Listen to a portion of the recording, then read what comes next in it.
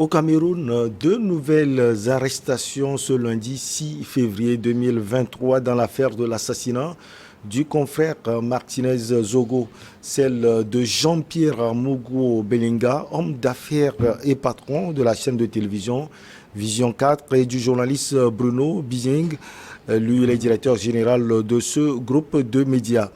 Ils ont été arrêtés aux premières heures de la matinée à leur domicile dans le cadre de l'enquête Miss Police Gendarmerie chargée de faire la lumière sur la mort du journaliste.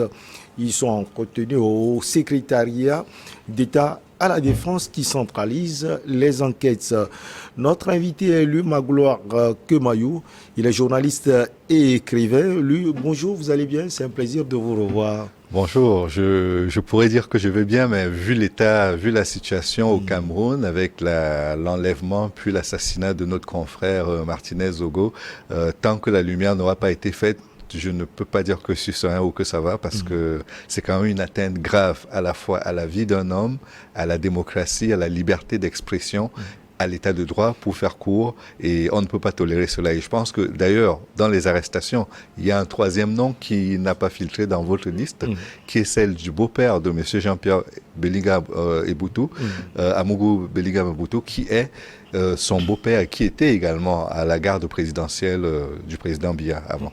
Alors, Lui Magloire, quand on revient même sur l'événement là, c'est quelque chose qui ternit complètement non seulement l'image du Cameroun, mais également de toute l'Afrique. Oui, parce que ces derniers temps, le Cameroun a quand même montré un visage qui n'était pas très beau en matière de défense des libertés fondamentales. Il y a ce conflit dans le nord-ouest et le sud-ouest, deux régions dites anglophones au Cameroun, qui a fait qu'il y ait beaucoup de victimes collatérales du conflit. Il y a également la situation des défenseurs des droits de l'homme qui n'est pas très brillante. Et quand vous ajoutez à cela l'enlèvement puis l'assassinat de journalistes, notamment celui de Martinez Zogo, ça en fait beaucoup. Et donc, il était important que des voix soient entendues par rapport à cela. Nous avons rédigé, en tant que Camerounais, une vingtaine de Camerounais, nous avons rédigé une tribune qui a été diffusée dans le monde, en France. Puis il y a eu beaucoup d'autres personnes qui ont signé cette tribune et qui souhaitaient s'associer à la démarche, parce que pour nous, il y a une inquiétude majeure, c'est que la fin de règne du président Biya, qui va avoir 90 ans sous peu, ne se transforme en boucherie au Cameroun. Et donc pour éviter cela, nous avons attiré l'attention des uns et des autres sur le fait que si on commence à tolérer les enlèvements et les assassinats de journalistes du vivant du président Biya, qu'en sera-t-il quand il y aura une vacance de pouvoir pour une raison ou pour une autre? Alors, Martinez Zogo, on le savait, il dénonçait la corruption dans votre pays. Oui, il y a certaines lignes budgétaires au Cameroun qui sont hors contrôle budgétaire et qui permettent de prêter ou de donner de l'argent plus précisément à certains chefs d'entreprise. Certains en ont usé et même abusé. C'est ce qu'il dénonçait, notre confrère de regretter mémoire. Et malheureusement, certaines personnes concernées par cet argent ont décidé d'en finir avec lui et de mettre un terme à sa vie. Alors, Jean-Pierre Amougou Belinga, il est aussi influent au Cameroun? Il est devenu très influent pour de nombreuses raisons. D'abord, il n'est pas exagéré de dire que c'est un repris de justice, parce que cet homme a eu de nombreuses condamnations à son actif. Il a des affaires pendantes qui le concernent, sur lesquelles il n'a pas encore été formellement inculpé depuis qu'il est devenu très puissant.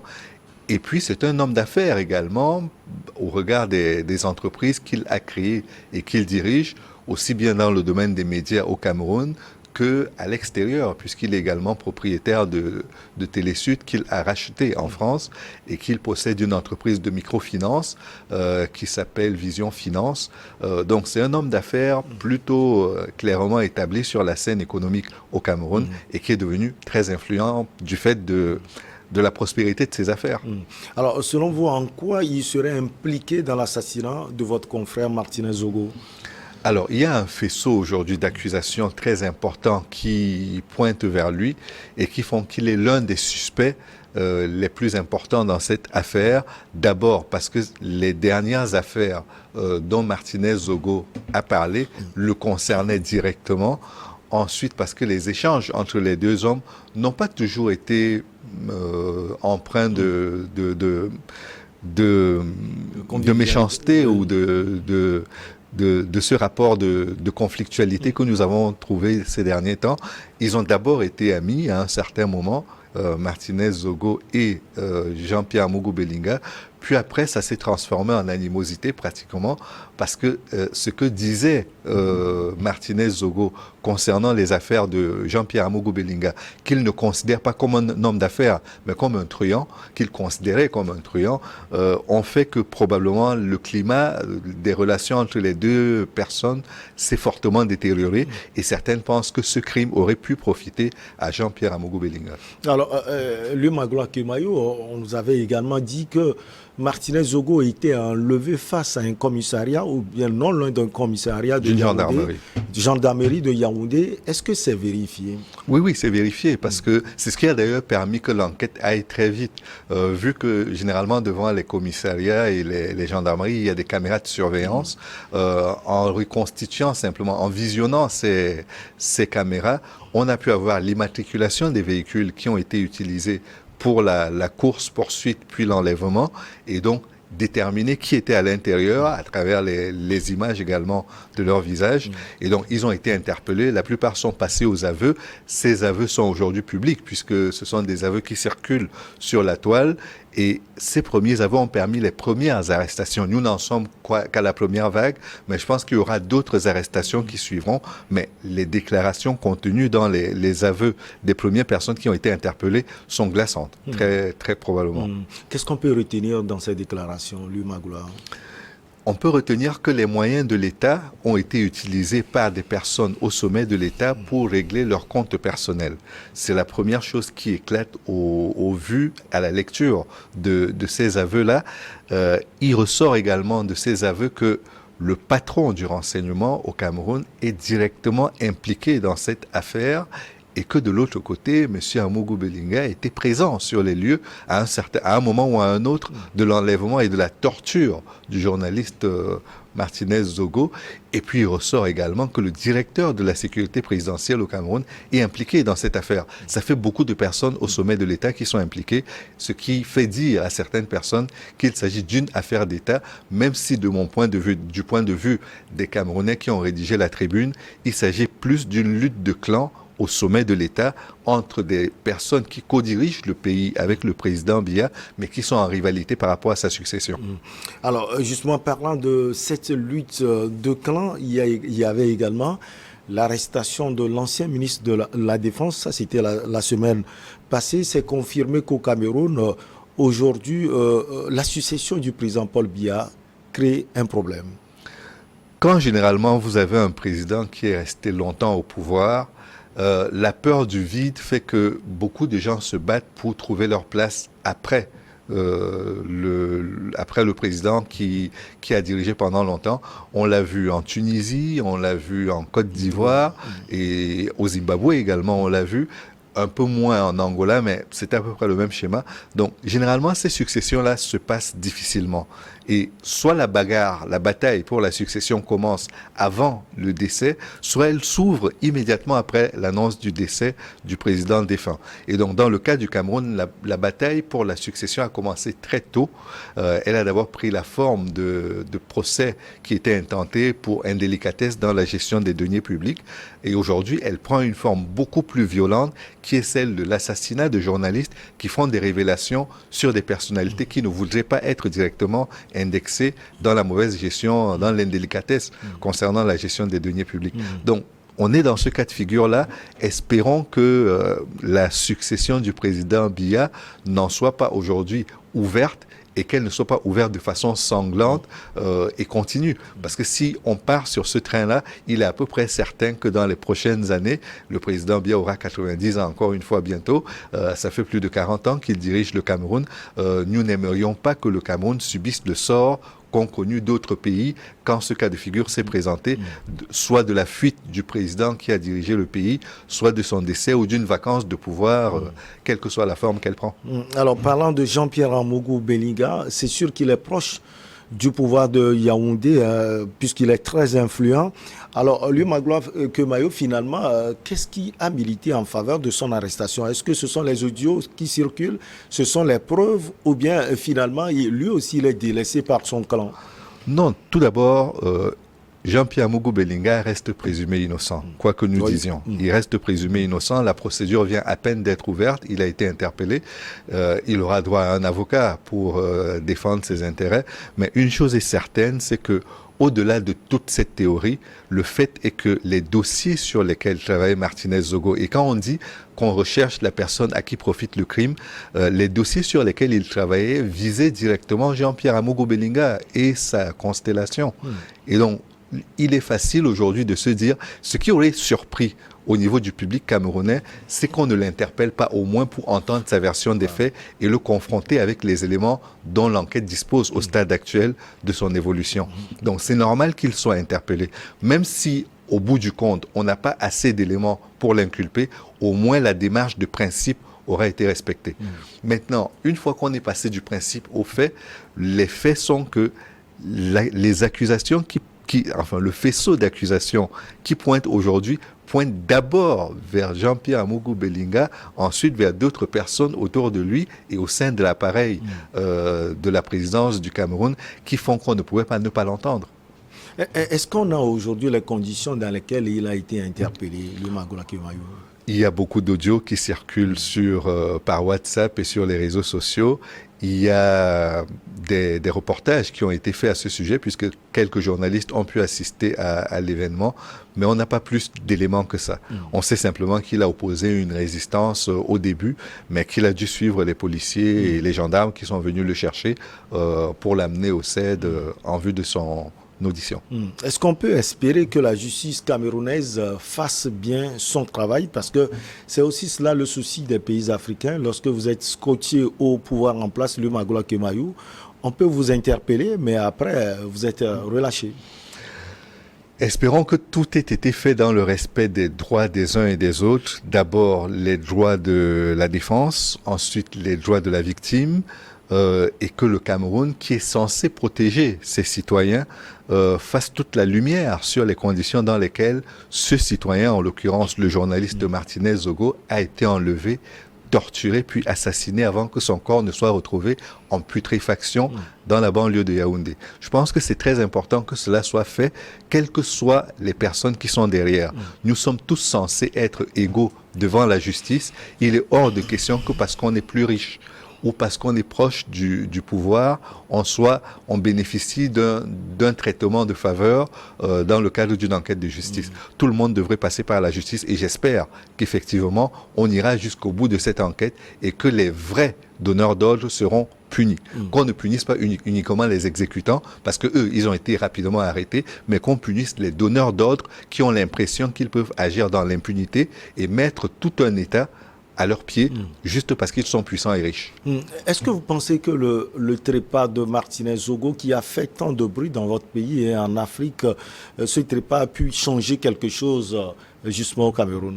Non, ça n'a pas changé parce qu'il y a eu un assassinat de religieux juste après qui s'intéressait beaucoup à l'affaire et qui a été tué dans des conditions qui ne sont toujours pas définies. Mais le fait est qu'il a perdu la vie. Il y a un autre élément très inquiétant qui est que l'un de nos compatriotes et journalistes camerounais, J. Rémy Gonan, a également fait l'objet de menaces. D'abord, il y a eu des tentatives de corruption, puis il y a eu des menaces de mort. Aujourd'hui, il est sous protection policière, donc je n'ai pas l'impression que cette affaire fait plus peur à ceux qui l'ont engagé, à ceux qui ont enlevé et tué le journaliste, que cela. Il y a des journalistes au Cameroun, il y a une liste qui a été établie de journalistes qui allaient être assassinés dans la foulée de Martinez Zogo. Pour le moment, ils ne l'ont pas été, Dieu merci, mais si ces personnes agissent avec autant de sang-froid et autant de détermination, malgré le fait qu'il y ait une indignation collective, aussi bien au Cameroun qu'à l'extérieur, c'est qu'il y a un agenda caché, et cet agenda, il n'y a que l'enquête qui pourra nous le révéler. Alors, le Magloire Kemayo, qu'est-ce qu'il faut faire au Cameroun pour éviter tout cela? Il faut simplement que chacun joue son rôle. Je pense que dans une société, les lois sont faites pour que chacun se sente protégé de la même façon que son voisin. Mes droits, ma liberté s'arrêtent là où commencent les droits et les libertés de mon voisin. Si cela est fait, je pense qu'on n'aura pas de problème. On sera dans un état de droit. Mais si malheureusement, parce que vous êtes plus fort, vous pouvez faire avancer le périmètre de vos droits et de vos libertés au-delà de votre territoire, c'est là que commencent les problèmes et c'est là que commence la fin de l'état de droit et qu'on retombe dans une espèce de barbarie et de jungle. Alors, on peut se permettre de poser cette question parce que pour beaucoup d'analystes, le président Paul Biya n'arrive plus à contrôler la situation. Est-ce que c'est vrai? Est-ce qu'il est au courant de ce qui se passe autour de lui? Le président Biya est toujours en fonction. Il a l'âge qui est le sien et à cet âge-là, on ne peut pas s'attendre à ce qu'il soit lucide 100% du temps et 100% de la journée et de l'année. Il y a des moments où probablement il a des pertes de lucidité, mais il reste aujourd'hui en fonction et des documents sont encore signés de son nom. Quand il y a eu cet assassinat, le communiqué de la présidence a été rédigé sur hautes instructions du président de la République, Paul Biya. Est-ce que c'est lui qui a donné les instructions ou pas? Difficile de démêler le vrai du faux tant que lui-même ne s'est pas exprimé publiquement sur la question. Mais jusqu'à preuve du contraire, le président Biya est en activité. Il a l'âge qui est le sien. Quand on compare avec d'autres personnes de son âge, prenons juste Joe Biden, il arrive par moment qu'il y ait des pertes. Il y a une vidéo qui a circulé récemment sur le président Biya à New York qui ne le mettait pas à son avantage. À son âge, c'est pas surprenant, mais en même temps, quand on est président de la République, c'est plutôt inquiétant.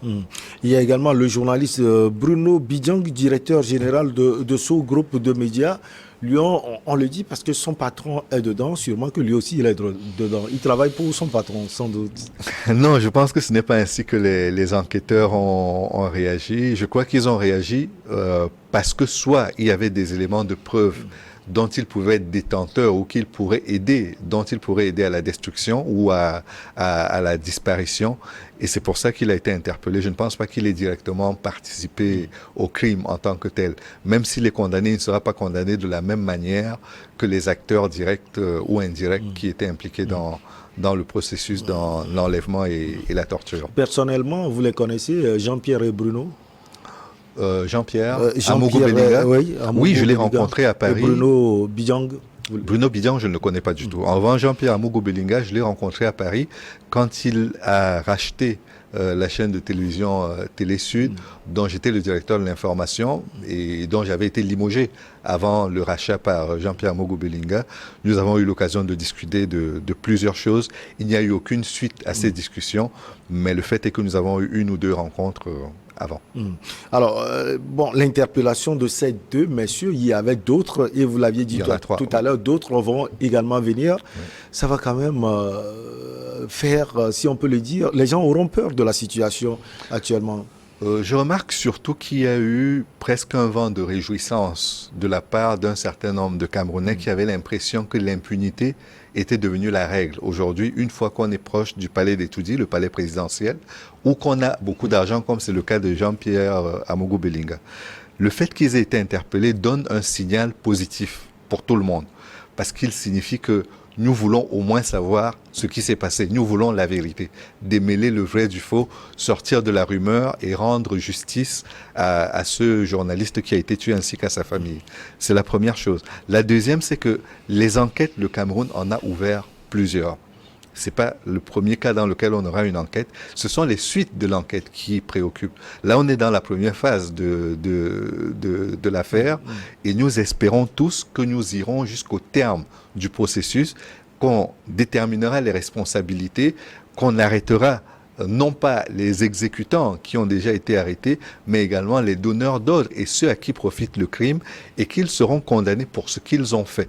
Une fois que l'on aura fait tout ce circuit, on pourra crier victoire parce que la justice et le droit auront eu le dessus.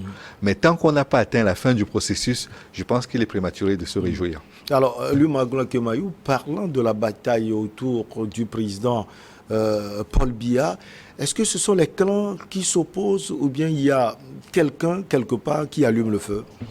Non, je crois que les clans sont rivaux.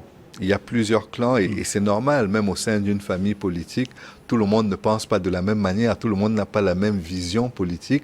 On partage peut-être le même projet de société, mais l'exécution de ce projet-là n'emporte pas toujours l'adhésion de tout le monde. Et autour du président Biya, c'est à peu près la même chose. On a un directeur du cabinet civil et un secrétaire général de la présidence qui sont absolument pas sur la même longueur d'onde et c'est de notoriété publique au Cameroun. Vous avez d'autres hauts fonctionnaires au Cameroun qui ont choisi leur camp par rapport à ces deux pôles-là et il y a d'autres pôles qui existent. Celui de la première dame, celui du fils du premier mariage. Enfin, il y a plusieurs clans qui sont en rivalité et par moments, les coups qu'ils se donnent, ils se les donnent à travers des personnes. Et Martinez Zogo est une victime collatérale de cette lutte de clans qui oppose aujourd'hui les différentes administrations et les différentes personnes qui entourent le président Biya et qui coexercent avec lui le pouvoir au Cameroun. Vous avez parlé de lui, le fils du président Paul Biya. Il s'appelle Franck Biya, sans doute. On parle beaucoup de lui, mais apparemment, lui ne parle pas trop. Non, je pense que les chiens ne font pas des chats. Un peu comme son père, le président Biya, il parle très peu, il est très discret. Il s'est tenu pendant très longtemps loin des affaires publiques et bien lui en a pris de faire ce choix. Puis il est revenu comme conseiller de son père avant les élections et puis il est reparti dans l'ombre. Il était très peu présent au Cameroun, on le voit davantage à Monaco ou en Afrique du Sud. Certains disent qu'il a des velléités de présidence et que ça se passerait un peu comme au Gabon où Ali Bongo a succédé à son père. Au Cameroun, le schéma est un peu plus compliqué parce que les rivalités en interne sont telles que il y a du sang qui a été versé, c'est pas la première fois. Quand le poste de Premier ministre avait été créé au début, il avait été créé pour qu'en cas de vacance de pouvoir, le Premier ministre aille jusqu'au bout du mandat du président de la République. Finalement, on a dû procéder à une réforme au Cameroun pour faire en sorte que, en cas de vacance, le Premier ministre ne soit plus celui qui va gérer la vacance de pouvoir, mais le président du Sénat ou le président de l'Assemblée nationale. C'était pour qu'il n'y ait pas de successeur désigné. Comme disait le président Biya, nous ne sommes pas dans un royaume. Le choix du successeur est fait par les Camerounais. Ils ont donné leur confiance à un président. Si ce président n'est plus, il y a vacance de pouvoir, on organise des élections et les Camerounais doivent faire leur choix parmi les candidats qui se présenteront. Donc c'est ce qui a fait que le Premier ministre ne soit plus automatiquement celui qui allait jusqu'au bout du mandat du président. Et aujourd'hui, la question du fils qui pourrait succéder s'est également posée quand on a créé le Sénat. Certaines personnes ont souhaité que Franck Biya soit élu, soit nommé sénateur, ce qui lui permettrait d'être le président du Sénat si la majorité le permettait, et qu'après, il gère la transition entre le président Biya en cas de vacance de pouvoir et le nouveau président. Ce schéma n'a pas été respecté. Je pense que le schéma d'une succession par la voie des urnes sera un peu compliqué également, mais bon, nous sommes dans une lutte de clans, tous les coups sont possibles et tous les coups sont permis et toutes les possibilités sont envisageables, mais je ne sais pas, je ne pense pas que le président Biya ait porté le choix sur Franck pour lui succéder. Aujourd'hui, vous avez encore des nouvelles du média de Martinez Zogo, de son émission Embouteillage? Non, je n'ai jamais suivi son émission Embouteillage et je ne sais pas ce qu'elle est devenue après son enlèvement puis son assassinat crapuleux, mais je crois pour le moment, elle doit être mise en veilleuse, ne serait-ce que pour le temps du deuil. Et des nouvelles de sa famille? Sa famille est très éplorée, elle n'a pas souhaité s'exprimer. Il y a un de ses frères qui l'a fait, mais la famille veut vraiment ne pas s'exposer et ne souhaite pas qu'il y ait une récupération non plus de cette situation à la fois triste et éprouvante. De ses collaborateurs, sans doute, ils ne veulent pas trop parler aussi. Ils ont peur, et je peux comprendre. Il y a un climat de sidération. Non seulement il y a eu son assassinat, mais dans la même semaine, il y a eu l'assassinat d'un prêtre avec lequel il était en relation et qui se posait beaucoup de questions concernant cet assassinat.